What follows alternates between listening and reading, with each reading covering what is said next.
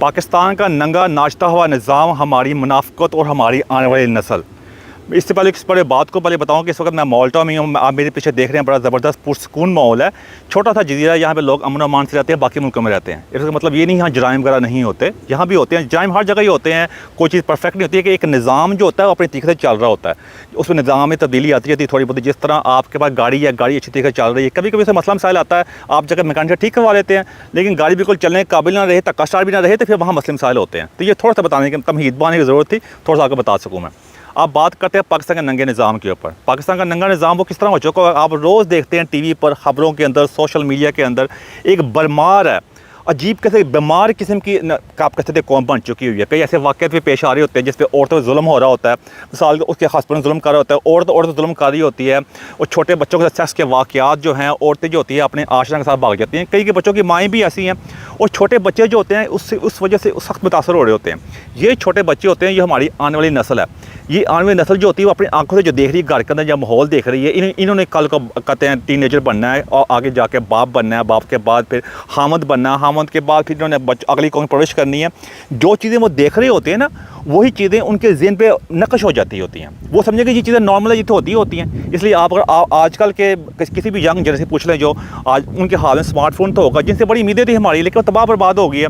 उनके हाथ में स्मार्टफोन है, सारे 2 नंबर गंदे काम वो कर रहे होंगे, लेकिन बातें वो इस्लाम की और मज़हब की बड़ी बड़ी कर रहे होंगे, मुनाफ़क़त। क्योंकि वो उनके बचपन से चीज़ें जो होता ये है कि जब बचपन में बच्चा जब बड़ा हो रहा होता है ना, उसके ज़हन में जो चीज़ नक्श हो जाती होती है, उसको मिटाना बहुत मुश्किल काम होता है। मौजज़ा ही होता है ऐसा कर सकता है। उसकी वजह क्या होती है कि जब पूरा निज़ाम मुनाफ़क़त में होता है, वो होता ये है कि जब कोई बंदा पकड़ा जाता है, तो सबसे पहले आप देखा होगा वो एक दूसरे के बाद किसी दूसरे के ऊपर या तो वो गैरत का निज़ाम लगा रहा होगा, तो या वो मज़हब का थाड़ा ले रहा होगा। कि जराइम में चेक कर लें आप आके। अब रिसेंटली एक वाक़या पेश आया था जिसमें एक बुज़ुर्ग जो था, ससुर जो था, वो अपनी बहू को मारा था। मैंने किसी दूसरे निज़ाम के अंदर, किसी भी आप कहते हैं कि आम माशरे के अंदर इस बात की इजाज़त नहीं हो सकती। उसका हस्बैंड जो था वो बाहर के मुल्क गया हुआ था। ये आपको रेफरेंस तौर पर बता रहा हूँ बात, ये ना कि वैसे इस तरह के 10,000 मतलब हज़ारों वाक़े इस तरह के मौजूद हैं। कई वाक़े तो ऐसे हैं जो सामने भी नहीं आते, लेकिन वो सिस्टम, उस वजह क्या है, एक बुज़ुर्ग इंसान है जिसके मुँह में दाढ़ी है, वो उस बुज़ुर्ग की बात नहीं कर रहा, मैं ओवरऑल सिस्टम की बात कर रहा हूँ, जिस सिस्टम के मुँह में दाढ़ी भी है और सारा कुछ है, वो मज़हब का इस्तेमाल भी कर रहा है, मुनाफ़क़त भी है। बाद में आपने देखा होगा कि अपने घरों के बाहर हज भी लगाया होगा। एक बंदा हज करके आ जाएगा, उसका नाम हाजी पड़ जाएगा, हाजी साहब की कर रहे हो, अलहाज अपने घरों के बाहर लिखा होगा, बड़ों के बाहर बड़े बड़े माशाल्लाह लिखा होगा, और दुकानों में लिखा होगा, लेकिन उनका किरदार जो होगा और इन अल्फाज के अंदर ज़मीन आसमान का फ़र्क होगा। मुनाफ़क़त की इंतहा होगी। अगर ऑक्सफोर्ड डिक्शनरी में मुनाफ़क़त के बारे में, यानी हिपोक्रेसी जिसे कहते हैं, उसकी डेफिनेशन लिखी जाए ना, और मुझे लगता है उनको डेफिनेशन चेंज करनी पड़ेगी। उस डेफिनेशन के अंदर पाकिस्तानी कौम का नाम लिखना पड़ेगा, कुछ और लिखने की ज़रूरत नहीं है। वहाँ लिख दें पाकिस्तानी नेशन, वो जाकर चेक कर लें। एक आम इंसान ने पता करना होगा मुनाफ़क़त क्या होती है, वो जाकर चेक कर लें। हम तो ये इस मुकाम पहुँच गए हुए हैं कि हम समझते हैं कि हम बड़ी बड़ी बातें करेंगे, वो जाके आप जाके हज कर रहा, उमरा कर जाओ, हमारे सारे गुनाह माफ़ हो जाएंगे। उसके ऊपर जा अल्लाह के हज़ूर पेश होंगे तो हम अल्लाह ताला कहे चलो कोई गल नहीं, या तू हज करके आए तो अंदर तू तो चलना जन्नत तल, तो बाकी जा नहीं करके वाला साहब कर लेने हैं। यानी इस किस्म के है ना, एक तरह से हम बात कर रहे थे एक हकूकुल्लाह की, एक हुकूकुल्लाबाद। ये कि मजहबी वीडियो नहीं, लेकिन अब क्योंकि जो लोग सुनने वाले हैं उनको उनकी ज़बान में समझाना पड़ेगा ना। क्योंकि बात यह है कि हकूक़ का बात जो होते हैं उसमें यह है कि ये इंसानों के हकूक़ हैं। उसमें ये नहीं कहा गया कि ये मुसलमानों के हकूक़ है, आपने मुसलमानों से अच्छा पेश आना है। उसमें क्या कि आपने हर इंसान से पेश आना है, किसी मज़हब से ताल्लुक़ रखता हो, वो क्रिश्चियन हो, वो हिंदू हो, वो सिख हो, वो कहते हैं बुद्धिस्ट हो, वो जूविश हो, यहूदी हो, कोई भी हो, इंसान होता है पहले, फर्स्ट ह्यूमन होता है, उसके बाद उसका कोई रिलीजन होता है, चक्कर होता है। ये मैं आपको सब कुछ कहने का मकसद ये है कि लेकिन आप अपने निज़ाम में चेक कर लें कि उस निज़ाम के अंदर क्या होया हुआ है कि आप कहते हैं सिर्फ हमारे पूरे पाकिस्तान के अंदर 97% जो है मुस्लिम नेशन की आबादी है, मुसलमानों की आबादी है। ओनली 3% जो है, 3% जो है वो गैर मुस्लिम है। लेकिन वो 3 मसलों का जो हमने उन्हीं से हमें हमारे अमान खतरा होया हुआ है। उनसे अमान खतरा दूर की बात है, हमें एक दूसरे से अमान खतरा होया हुआ है। यानी एक जो आशिक़ रसूल है वो दूसरे आशिक़ रसूल से बचने के लिए बड़े बड़े नारे लगा रहा है, यानी इस खात तक पहुँच चुके हुए हैं। और दूसरे हम इसी तरह के मुनाफ़िक लोग जो होते हैं, इनका किस तरह वीज़ा लग जाता है, बाहर के मुल्कों में आते हैं, या डंकियाँ लगा के गैर कानूनी तरीके से आते हैं ना, तो वहाँ इनको सारी इंसानियत चाहिए होती है, अपनी मस्जिदें चाहिए होती हैं, अपने सारे हकूक़ चाहिए होते हैं। वहाँ पे एक बात कर रहे होते हैं कि इनको क्या इस्लामोफोबिया हो गया, यानी इस तरह की बातें कर रहे होते हैं। इनको ह्यूमन राइट भी चाहिए होते हैं, इनको सारे निज़ाम वहाँ चाहिए होता है। अपने मुल्क के पता क्या कहेंगे, सारा मुल्क तो इस्लामी है नहीं, ऐसे तो चीज़ें नहीं हो सकती हैं। यानी इससे बड़ी के मुनाफ़क़त की हो सकती है। तो ये निज़ाम उसमें क्या होगा कि जब किसी कोई बंदा पकड़ा जाता है वो कहता है ये भाईजान, वो ना कब्रबाजी करने की कोशिश करता है। अगर किसी औरत पर, अब औरतों में जुल्म कितना ज़्यादा होता है, औरत पर कहीं जुल्म हो रहा हो तो वो औरत पर कहती है जी, ज़्यादातर होता है ये कि फैमिली का मैटर करके या कोई चक्कर चुक्कर करके तलाक एक टैबू बन गया हुआ है। उसमें होता क्या है कि और कोई वैसे कोई जुल्म हो जाए, वहाँ पे होता है फैमिली वाला बंदे कहते हैं जो फैमिली मामला हो गया, क्योंकि उन्हें पता होता है कि हमारी ज़िंदगी ज़ाब बन जाएगी। एक औरत होती है, उसे पता है कि अगर मुझे तलाक हो जाएगी, एक आम इंसान होता है उसे पता है कि यार मैं तो गरीब अगर मेरा तो कुछ नहीं हो सकता, तो कब्रबाज करने की कोशिश करते ताकि मेरा सिस्टम चलता रहे। यही काम हमारा सियासतदानों का हो चुका है, अशराफिया का हो चुका है। आप कोई सियासी उठाकर देख लें, जज उठाकर देख लें, कुछ भी देख लें, वो जो कोई भी निज़ाम के लिए खड़ा नहीं होता। फिर कहते हैं क्या करें, इसी निज़ाम में रहना है ना, ऐसे नहीं होता भाईजान। हमारे नबी सल्लल्लाहु अलैहि वसल्लम की मिसाल तो है, नबी की मिसाल तो अब दूर की बात है। आप किसी भी निज़ाम में हिस्ट्री में उठाकर देख लें, अगर कोई आपको उस निज़ाम के सामने खड़ा होना होता है, किसी और के, हमने अक्सर बैठ के हमारे जो कहते हैं टीवी के ऊपर हमारे कई जर्नलिस्ट जो हैं, सहाफ़ी बड़ी बातें कर रहे होते हैं, नेल्सन मंडेला की बात कर रहे होते हैं, अब्राहम लिंकन की बात कर रहे होते हैं, जॉन एफ कैनेडी की बात कर रहे होते हैं, और मतलब डिफरेंट मिसालें दे रहे होते हैं ना, बड़ी सलाहुद्दीन अय्यूबी की बातें कर रहे होते हैं। सारे भाई उन्हें वो निज़ाम के आगे खड़े हो गए थे।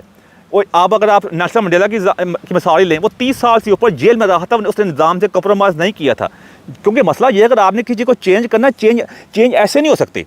तो आपको ऐसे नहीं हो सकता कि आपसे आवाम के सामने अगर तकरीर करें और कहिए मैं सबको चेंज कर दूंगा, बाद में मसले मसाले वैसे ही होंगे। इसीलिए होता ये है कि जो निज़ाम की जो जड़ें होती हैं ना, जो निज़ाम को आप कह सकते हैं खोखला कर रही होती हैं, वो वहाँ से अपनी ताकत पकड़ती हैं। वो कहते हैं कि ये कहते हैं कि माई एनिमीज़ माई फ्रेंड। वो आपस में दुश्मन, आपके दुश्मन का दुश्मन जो है ना, मेरे दुश्मन का दुश्मन मेरा दोस्त है। वो आपस में ये सिस्टम होया होगा।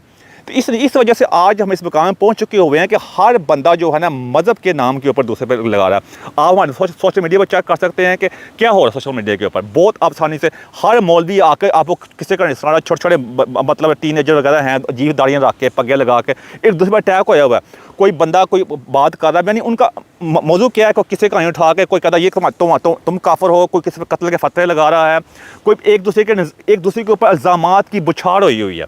लेकिन जो सही इशू है, जिससे ज़िंदगी चलती है, जिससे ज़िंदगी का सिस्टम चलता है, अच्छा अखलाक सिखाना, बच्चों को बताना कि आपने टेबल के मैनर्स क्या होते हैं, बच्चों को बताना कि आपने एक दूसरे अखलाक से बात कैसे करते हैं, किसी मज़हब का कैसे एहतराम करते हैं।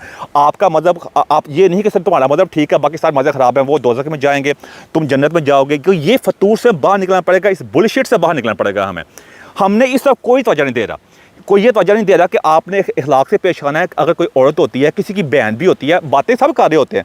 होता है कि जब बड़ा हो रहा होता है ना, वो बचपन में इर्द गिर्द देख रहा होता है कि उसका बाप जो है, बाकी जो लोग जो है औरत से बदतमीजी कर रहे हैं, वो जो बहन को बचपन से कहा जाता है क्या तेरा घर तो नहीं होगा, तेरा घर अगले जाके होएगा। वो जो अगले जहाँ पे अगले घर में जाती है, बच्चों की अच्छी परवरिश नहीं हो रही होती, बच्चों को उसको बेचारी को अपने मसले मिसाल होते हैं, उससे जाके कौम की कैसे परवरिश करनी होती है। इससे सारा निज़ाम ख़राब होता है। उसके अंदर ये एक किसी भी कौम, किसी भी माशरे का, किसी मुल्क की होती है इज़्ज़त नफ्स, जिसे कहते हैं सेल्फ़ इस्टीम। ये सेल्फ़ इस्टीम जो होती है, ये इंसान की एक नेचर होती है, एक बेसिक चीज़ होती है, बुनियादी चीज़ होती है सेल्फ़ इस्टीम, जिसे कहते हैं कि इंसान की इज़्ज़त नफ्स। जब किसी कौम की इज़्ज़त नफ्स जो होती है बिल्कुल टके टुकड़ी हो जाती है, जिसे आप फिर एंड पे आप और अल्फाज में कह सकते हैं जब नंगी हो जाती है। इसलिए इस सारे सिस्टम को कहते हैं निज़ाम का नंगा हो जाना। फिर वो कौम तबाह बर्बाद हो जाती है। इससे पहले कई कौमें आई हैं, हम बड़ी बड़ी बातें करते हैं, पाकिस्तान हमेशा दिन के बनाया है, ये इस्लाम का किला है। भाई 1971 में पाकिस्तान 2 हिस्सों में तकसीम हो चुका हुआ था। उसके बाद भी आप देख सकते हैं कि जितने भी अशराफिया आई है, वो लोगों को बड़ी बड़ी बातों में लगाए रखा है। अभी हमारे जो chief of the army staff आए हैं, पर इज़्ज़त के साथ वो कुरान की आयतें सुना रहे होते हैं आके, वो हाफ़िज़ कुरान भी हैं। लेकिन वो हाफ़िज़ कुरान का क्या फ़ायदा कि आप उसको उसकी रूह के मुताबिक अमल नहीं कर रहे। मैं बता तो आप अपने लिए आपका जो असूल कुछ हो रहा है, इंसाफ का निज़ाम कुछ हो रहा है, एक्शन कुछ हो रहा है, बाकी के लिए कुछ हो रहा है। हमारे सियासतदान भी चेक कर सकते हैं, उनका अपनी फैमिली के लिए, अपने हर चीज़ अपने इर्द गिर्द रखनी चाहते हैं। आप दूसरे आम वाम के लिए उनके नारे कुछ हो रहे हैं। दूसरा मदीने के रियासत वाले साहब चेक कर लें, उनके सारे बच्चे बाहर के मुल्कों में रह रहे हैं और लोगों को, बच्चों को पागल बना दिए, आने वाली नस्लों को ख़राब कर दिया। मेरा आपको सामने कहने का मकसद ये था कि ये निज़ाम हमारे सामने नंगा क्यों हुआ है। ये इसको एक दिन नहीं लगा भाईजान, ये निज़ाम को ये काफ़ी देर बाद हम इस मुकाम में पहुँचे हुए हैं। अब इसको निज़ाम को आप ठीक कैसे कर सकते हैं? ठीक करने का तरीक़ाकार ये कि सबसे पहले एक नेशनल कैंपेन चलानी पड़ेगी। लोगों को की ज़हन को जो ना, लोगों को ज़हन को क्लियर करना पड़ेगा। मुनाफ़िक़त के साथ नहीं, उनको क्लियर कट तरीके से बताना पड़ेगा कि भाईजान जो किताबें हम पढ़ रहे हैं उसके अंदर एक एक पॉइंट बच्चों को बताना पड़ेगा कि असल चीज़ें क्या हैं। बच्चों को बताना पड़ेगा हर मज़हब का आपने एहतराम करना है। सबसे पहली बात ये है। तो बच्चों को बताना पड़ेगा कि तुम्हारी अगर बहन की इज़्ज़त है तो वही इज़्ज़त दूसरी बहन की है, करोगे ये सज़ा मिलेगी। जब तक छोटा बच्चा जो होगा, जब बड़ा हो रहा होता है, जो बाकी लोग हैं उनके सामने जो निज़ाम इंसाफ का निज़ाम है ना, उसके अंदर ताकत नहीं आएगी, वो इंसाफ के निज़ाम को होता देखेगा नहीं ना, तब तक चेंज नहीं आ सकती।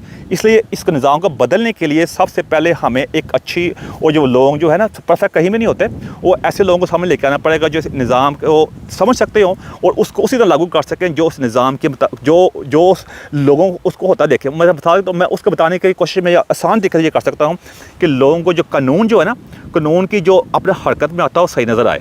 ये नहीं, ऐसा ना हो कि लोग मतलब बड़ी बड़ी बातें कर रहे हों और बाद में जब पकड़े जाते हैं वो इस्लाम का सहारा लेते, अल्लाह माफ़ कर देगा। मिसाल के तौर पे अक्सर आप जुर्म देखें ना, और अगर बंदे पूछे ना कि तुम्हारी सज़ा को नहीं मिलनी चाहिए, कि अल्लाह माफ़ कर देगा, मैं ही कह सकना। ये इसकी वजह क्या है कि बचपन में फतूर डाल दिया गया है। अब इसको मैं ज़्यादा बोर नहीं करता, मैं आपको, मेरा मकसद ये था कि आपको लाइट से तरीके से थोड़ा बताया जा सके कि नंगा निज़ाम क्या चीज़ होती है और जो होती है इज़्ज़त नफ्स क्या चीज़ होती है, निज़ाम तबाह बर्बाद क्या होता है। आप देख लें, मजहबी लिहाज से देख लें, माशी लिहाज देख लें, सियासी लिहाज से देख लें, कानूनी लिहाज से देख लें, पेशा वाराना लिहाज देख लें, ब्यूरोक्रेट देख लें, मस्जिदें हमारी चेक कर लें, मदरसे चेक कर लें जहाँ लौंडेबाजी वगैरह होती है, गली महल्ले चेक कर लें, ये पूरा निज़ाम गल सड़ गया होता है। जब पूरा निज़ाम गल सड़ गया होता है, गली सारी बॉडी जो होती है जब स्ट्रेचर पे आती है, डॉक्टर के सामने देखता है, तो अब डॉक्टर के पास क्या ऑप्शन रह जाती है, वो कहाँ से शुरू करे फिर उसने जब जहाँ से भी शुरू करेगा, दर्द तो होगा ना भाई।